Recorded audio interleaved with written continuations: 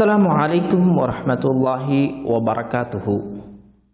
தூய்மையினுடைய மூன்றாவது பாடம் குளிப்பு. இந்த குளிப்பை பொறுத்த வரைக்கும் முதலில் நான் குளிக்கப் போகிறேன் என்ற ஒரு எண்ணம், ஒரு நியத் நம்மிடத்தில் இருக்க வேண்டும். அதற்கு பிறகு நாம் வாய் கொப்பளித்து உது செய்வதை போன்று என்ன செய்ய வேண்டும், உது செய்து அதற்கு பிறகு உடம்பு முழுவதும் என்ன செய்வது, தண்ணீரை விட்டு என்ன செய்வது, நம் உடம்பை சுத்தப்படுத்திக் கொள்வது. அதாவது உடம்பினுடைய எல்லா பாகங்களிலும் தண்ணீர் படும் அளவிற்கு என்ன செய்வது, நம்மை நாம் சுத்தப்படுத்தி கொள்வதுதான் குளித்தல் என்று சொல்லப்படுகிறது. இந்த குளித்தலை பொறுத்த வரைக்கும் சில நேரங்களில் கடமையாக்கப்பட்டிருக்கிறது. கண்டிப்பாக என்ன செய்தாகணும், குளித்தாக வேண்டும் அப்படிங்கிற நிபந்தனை ஏற்படுகிறது. எப்பெல்லாம் அந்த நிபந்தனை ஏற்படுகிறது என்று சொன்னால், ஒரு ஆணானாலும் சரி, ஒரு பெண்ணானாலும் சரி, இவர்களுக்கு என்ன செய்கிறது, தூக்கத்திலோ அல்லது விழிப்புடன் இருக்கும் பொழுதோ ஒரு இச்சையின் மூலமாக இந்திரியம் வெளிப்படுகிறது என்று சொன்னால் அவர்கள் கண்டிப்பாக என்ன செய்தாக வேண்டும், குளித்தாக வேண்டும். அதே போல ஒருவருக்கு என்ன செய்யல, இந்த இந்திரியம் வெளிப்பட்டது தெரியல, அவர் தூக்கத்தில் என்ன ஆயிடுச்சு, வெளிப்பட்டுருச்சு, அல்லது தூக்கத்தில் வெளிப்படுற மாதிரி என்ன செய்யறாரு, அவருக்கு கனவு காண்றாரு. காலையில் எழுந்து பார்க்கும் பொழுது அதற்குண்டான சுவடுகள் தென்பட்டார், அதற்குண்டான அடையாளம் இருந்துச்சு அப்படின்னு சொல்லி சொன்னால் குளிப்பு கடமையாகிறது.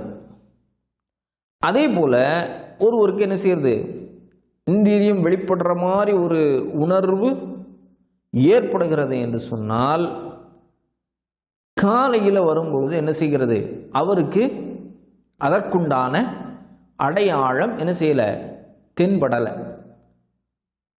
அதற்குண்டான அடையாளம் தென்படவில்லை என்று சொன்னால் அவர் என்ன செய்ய வேண்டியதில்லை, சுத்தப்படுத்த வேண்டிய அவசியம் இல்லை. அதோடு மட்டுமல்லாம ஒருவர் என்ன செய்கிறாரு, தனக்கு நோயின் காரணமாகவோ அல்லது கடும் வெப்பத்தின் காரணமாகவோ இரவில் என்ன செய்யப்படுறது, இந்திரியம் வெளிப்படுது அப்படின்னு சொல்லி சொன்னால் இவரும் என்ன செய்ய வேண்டியதில்லை, குளிப்பது கடமையாக ஆகாது. இவருக்கும் குளிப்பு கடமையாகாது. அதல்லாமல் மேற்கூறிய நாம் ஒரு இச்சையுடன் வெளிப்பட்டாலோ அல்லது இச்சையுடன் வெளிப்பட்டு அதற்குண்டான அடையாளங்கள் தென்பட்டாலோ என்ன செய்ய வேண்டும், நான் குளிப்பது கடமையாக இருக்கிறது அப்படிங்கிறத கவனத்தில் கொள்ளணும். சரியா? ரெண்டாவது விஷயம், ஒரு ஆண் உறுப்பும் பெண் உறுப்பும் இணைந்து விட்டது என்று சொன்னால், இணைந்து என்ன செய்யுது, இந்திரியம் வெளிப்படலை, வெளிப்படாவிட்டாலும் அவர்கள் என்ன செய்ய வேண்டும், குளிப்பது கடமையாக இருக்கிறது அப்படிங்கிறத கவனத்தில் கொள்ளணும். மூன்றாவது, மாதவிடாய் ரத்தம் வெளிப்படுவது, பிரசவ ரத்தம் வெளிப்படுவது. இந்த இரண்டும் வெளிப்பட்டு அவை நிற்கக்கூடிய காலகட்டத்தில் குளிப்பு ஒருவர் மீது கடமையாகிறது. அவர்கள் என்ன செய்ய வேண்டும், குளித்து தன்னை சுத்தப்படுத்தி கொள்ள வேண்டும். அடுத்ததாக, ஒருவருக்கு உயிர் பிரிவது, மரணம் அடைவது. ஒருவர் இறந்து போனார் அப்படின்னு சொல்லி சொன்னால் அவர் மரணமடைந்து விட்டார் என்ற ஒரு காரணம் அவரை என்ன செய்வது, குளிப்பாட்டுவது ஃபர்லாக இருக்கிறது. கட்டாயமாக என்ன செய்யணும், ஒரு மரணமடைந்தவரை அடக்குவதற்கு முன்னால் என்ன செய்தாக வேண்டும், அவரை சுத்தமாக குளிப்பாட்ட வேண்டும். இந்த அடிப்படையிலும் குளிப்பு கடமையாகிறது. இறுதியாக, ஒருவர் புதிதாக இஸ்லாத்திற்கு வருகிறார், இஸ்லாத்தை தழுவுகிறார் என்று சொன்னால் அவர் முதலாவதாக என்ன செய்வது, இஸ்லாத்தை தழுவியவுடன் குளிப்பை நிறைவேற்றுவது அவர் மீது கடமையாக இருக்கிறது அப்படிங்கிறத கவனத்தில் கொள்ளணும். அடுத்ததாக, இந்த குளிப்பு கடமையானவர்களுக்கு சில விஷயங்கள் தடுக்கப்பட்டிருக்கிறது. முதலாவதாக அவர்களை பொறுத்த வரைக்கும் என்ன செய்வது, தொழுவது, தொழுகையை நிறைவேற்றுவது என்னது தடுக்கப்பட்டிருக்கிறது. இரண்டாவது, காபாவை வலம் வருவது, தவாஃப் செய்வது என்ன செய்யப்படுகிறது, குளிப்பு கடமையானவர்கள் மீது தடுக்கப்பட்டிருக்கிறது. மூன்றாவது விஷயம் என்னவென்று சொன்னால், பள்ளியில் தங்குவது, அதாவது பள்ளி வாசல்ல தங்கி, அதாவது இஅ்திகாஃப் போன்ற இபாதத்துகளில் தங்கி ஈடுபடுவது, இது என்ன செய்யப்பட்டிருக்கிறது, தடை செய்யப்பட்டிருக்கிறது. இது அல்லாம வேற ஏதேனும் ஒரு சிறு தேவைக்காக, அதாவது போயிட்டு வர்றது அந்த மாதிரி இருக்குது அப்படின்னு சொல்லி சொன்னா, ஒரு அவசியமான ஒரு காரியம் என்று சொன்னால் சென்று வருவதில் என்ன செய்யாது, குற்றமாகாது. அது அல்லாம பள்ளிவாசல்லையே தங்கி இருந்து இபாதத்துகள் செய்யக்கூடிய ஒரு நிலைக்கு என்ன செய்யப்பட்டிருக்கிறாங்க, இவர்கள் தடை செய்யப்பட்டிருக்கிறார்கள்.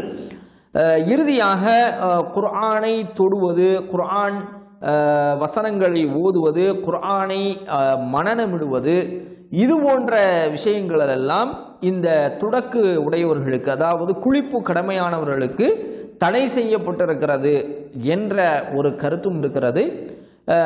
சில அறிஞர்கள் என்ன சொல்றாங்க, இதெல்லாம் என்னது தடை அல்ல, குர்ஆனை என்ன செய்யலாம், தொடலாம், குர்ஆன் வசனங்களை ஓதலாம், குர்ஆன் மனனமிட்டு இருக்கக்கூடிய அந்த வசனங்களை ஓதலாம் அப்படிங்கிற கருத்தும் இருக்கிறது. இந்த விஷயத்துல என்ன இருக்குது அப்படின்னு சொல்லி சொன்னா, கருத்து வேறுபாடுகள் இருக்கிறது, அறிஞர்களுக்கு மத்தியிலே கருத்து வேறுபாடுகள் இருக்கிறது. அப்போ இவை எல்லாம் என்னது, குளிப்பு கடமையானவர்கள் மீது தடை செய்யப்பட்ட விஷயமாக இருக்கிறது. அடுத்ததாக நீங்க பார்க்கிறது தயம்மம்.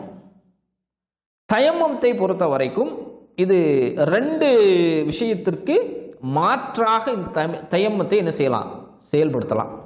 ஒன்று என்ன அப்படின்னு சொல்லி சொன்னா, உதுவுக்கு பகரமாக தயம்மம் செய்து கொள்வது. இன்னொன்று, குளிப்பு கடமையானவர்கள் குளிப்புக்கு பகரமாக என்ன செய்வது, தயம்மம் செய்து கொள்வது. ஒருவர் ஒது செய்ய தண்ணி இல்லை அப்படின்னு சொல்லி சொன்னா, ஒதுவுக்கு பகரமாக அவர் தயம்மம் செய்து என்ன செய்யலாம், தொழுகையை நிறைவேற்றலாம். அதே போல குளிப்பு கடமையானவரும் சில காரணிகள் காரணமாக குளிக்க முடியல அப்படிங்கிற ஒரு நிலை வரும்போது அதற்கு மாற்றாக என்ன செய்யலாம், இந்த தயம்மத்தை செய்தால் அவர் என்ன செய்யலாம், இயல்பு நிலைக்கு திரும்பி என்ன செய்து கொள்ளலாம், தொழுது கொள்ளலாம், தவாப் செய்யலாம். இது எல்லாத்தையும் அனுமதிக்கக்கூடியதாக இந்த தயம்மம் அமைகிறது. சரியா? அப்ப இந்த தயம்மம் எப்பெல்லாம் செய்யலாம், எப்போ அனுமதி இருக்குது அப்படின்னு சொல்லி சொன்னா, முதலாவது தண்ணீர் இல்லை என்ற ஒரு நிலை வரக்கூடிய போது, தண்ணீர் இல்லை அப்படிங்கிற ஒரு சூழ்நிலை ஏற்படும் பொழுது தண்ணீருக்கு பகரமாக மண்ணை பயன்படுத்தி என்ன செய்யலாம், தயம்மம் செய்து கொள்ளலாம். அதே போன்று தண்ணீர் இருக்கிறது, ஆனால் அந்த தண்ணி எதுக்கு தான் இருக்குது, தன்னுடைய தேவைக்கு மட்டுமே இருக்கிறது, அதெல்லாம் வேற தண்ணி இல்லை, குடிக்கிறதுக்கு மட்டும்தான் தண்ணி இருக்கு. அப்படி இருக்கக்கூடிய சூழ்நிலையிலும் என்ன செய்து கொள்ளலாம், இந்த தயம்மம் செய்து கொள்ளலாம். இந்த தண்ணீர் கிடைக்காத பட்சத்திலும், தண்ணீர் இருந்தும் அது தேவைக்கு மட்டுமே உள்ள நிலையிலும் என்ன செய்து கொள்ளலாம், தயம்மம் செய்து கொள்ளலாம். அடுத்தது என்ன ஆகுது அப்படின்னு சொல்லி சொன்னா, வானிலை ரொம்ப கடுமையாக இருக்கிறது, தண்ணீர் ரொம்ப குளிராக இருக்கிறது, அல்லது வானிலை ரொம்ப குளிராக இருக்கிறது. இப்போ என்ன செய்ய முடியாது, தண்ணீரை பயன்படுத்துறதுல சிக்கல் வருது, இடையூறு இருக்கிறது, அதை பயன்படுத்த முடியாத ஒரு நிலை வருகிறது. அப்படிப்பட்ட சூழ்நிலையில் என்ன செய்து கொள்ளலாம், தயம்மம் செய்து கொள்ளலாம். அதே போல அடுத்தது உழுவினுடைய உறுப்புகள், உழு செய்யக்கூடிய அந்த இடங்கள்ல ஏதாவது காயங்கள் பட்டிருக்கிறது அப்படின்னு சொல்லி சொன்னா, அந்த காயங்களினுடைய பயத்தின் காரணமாக, அதில் பட்டா என்ன செஞ்சிரும், நமக்கு ஏதாவது பாதிப்புகள் ஏற்பட்டு விடுமோ, அதனால ஏதாவது இன்ஃபெக்ஷன் ஆயிருமோ அப்படிங்கிற ஒரு பயம் இருக்கக்கூடிய நேரத்தில் என்ன செய்யலாம், இந்த தயம்மத்தை செய்து கொள்ளலாம். அதோடு மட்டுமல்லாமல் அந்த காயம் உள்ள பகுதிகளை மட்டும் விட்டுவிட்டு மற்ற பகுதிகளை என்ன செய்வது, நார்மலாக தண்ணீரை வைத்து கழுவி விட்டு அந்த ஒரு பகுதிக்காக மட்டும் என்ன செய்து கொள்ளலாம், தயமம் செய்து கொள்ளலாம். அப்போ இந்த நிலைகளிலே எல்லாம் என்ன செய்யப்பட்டிருக்கிறது, தயமம் செய்வதற்கு அனுமதிக்கப்பட்டிருக்கிறது என்பதை கவனத்தில் கொள்ளணும். தயமம் செய்யக்கூடிய முறை, எவ்வாறு தயமம் செய்வது என்று சொன்னால், முதலில் நியத், எண்ணம், நாம் தயமம் செய்ய போகிறோம் அப்படிங்கிற எண்ணம் நம்முடைய உள்ளத்திலே இருக்க வேண்டும்.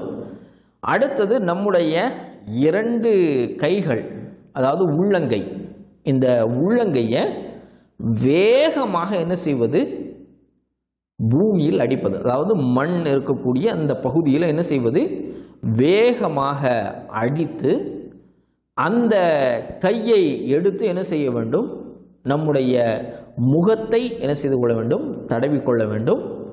அதற்கு பிறகு வலது கையை வைத்து இடது கையினுடைய பின்பக்கமும், அதே போல இடது கையை வைத்து வலது கையினுடைய பின்பக்கமும் மணிக்கட்டு வரைக்கும் என்ன செய்ய வேண்டும், தடவி நம்முடைய தயமத்தை பரிபூர்ணம் செய்து. இவ்வளோதான் தயம்.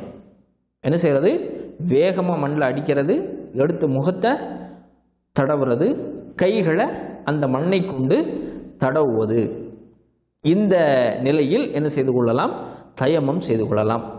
இந்த தயமத்தை பொறுத்த வரைக்கும் நீங்கள் என்ன செய்றீங்க, தயமம் செய்துவிட்டீர்கள். இந்த தயமம் எது வரைக்கும் உங்களுக்கு பயனளிக்கும் அப்படின்னு சொல்லி சொன்னால், தண்ணீர் கிடைக்கிற வரைக்கும். உங்களுக்கு தாராளமாக தண்ணீர் கிடைத்து விட்டது அப்படின்னு சொல்லி சொன்னால், உங்களை விட்டு என்ன செஞ்சிடும், தயமம் நீங்கிவிடும். தண்ணீர் தாராளமாக இருக்கும்போது நீங்கள் அடுத்து என்ன செய்தாக வேண்டும், குளித்தாக வேண்டும். கடமையாக குளிப்பு இருந்தால் குளித்தாக வேண்டும். ஒலு செய்யக்கூடிய நிலை இருந்தால் ஒலு செய்தாக வேண்டும். அப்போது இந்த எல்லை வரைக்கும் தான் இந்த தயம்மத்தை அல்லாஹ் சுப்ஹானஹு வ தஆலா நபிகள் நாயகம் ஸல்லல்லாஹு அலைஹி வஸல்லம் நமக்கு வரையறையாக தந்திருக்கிறார்கள். நாம் இந்த செய்திகளை கேட்டோமோ அதன் அடிப்படையிலே வல்ல ரஹ்மான் நம் அனைவரையும் ஒன்று சேர்ப்பானாக. அஸ்ஸலாமு அலைக்கும் வரஹ்மத்துல்லாஹி வபரகாத்துஹு.